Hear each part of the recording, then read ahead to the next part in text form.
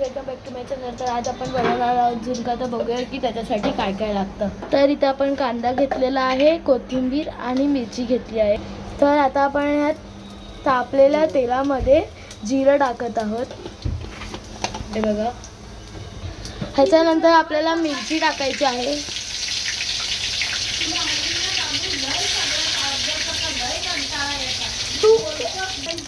तर ह्याच्यानंतर आपण कांदा टाकून घेऊया।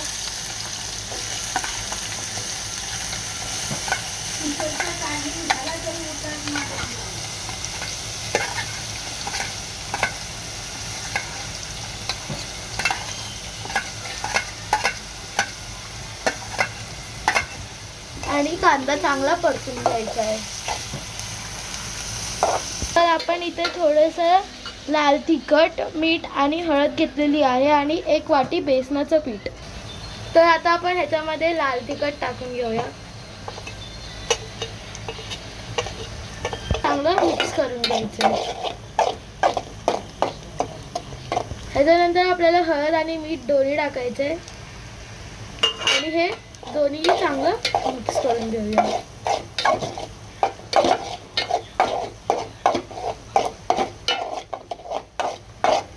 तर आता हा कांदा चांगला भाजून झालेला आहे। तर आता आपण ह्याच्यामध्ये बेसनाचं पीठ टाकून घेऊया। 1 वाटी बेसनाचं पीठ आहे आणि ते कच्चं असल्यामुळे त्याला चांगल्या ह्याच्यामध्ये परतायचं आहे आणि त्याचे गट्टे मळून घ्यायचे।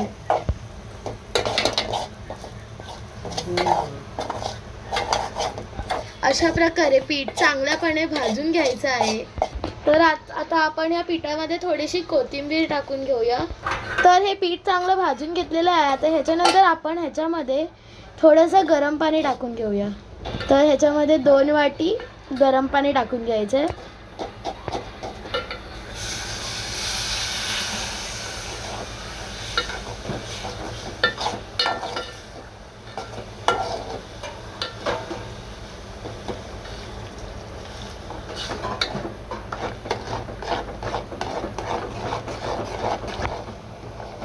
तर अशा प्रकारे आपण ह्याच्यातले गट्टे मोडून घ्यायचे आहेत।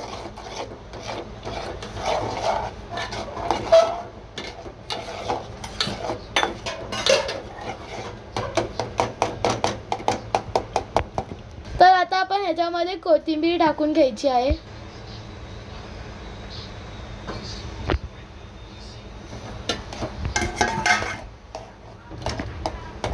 तर आता आपण ह्याच्यावर झाकण ठेवून बारीक गॅसवर याला ठेवून द्यायचं आहे।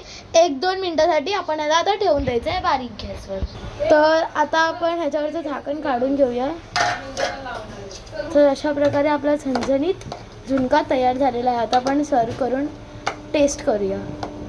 तर चला आता आपण टेस्ट करून बघूया भाकरी बरोबर।